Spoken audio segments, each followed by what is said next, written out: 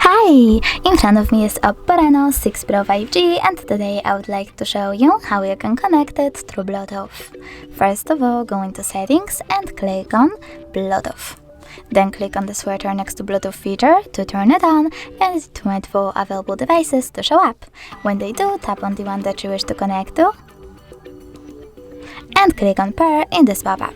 Now you need to wait for this device to accept your connection request, and as you can see, my devices were successfully connected.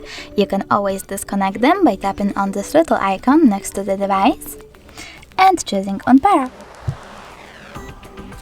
Thanks so much for watching. If you enjoyed this video, don't forget to leave a like, comment and subscribe. Bye!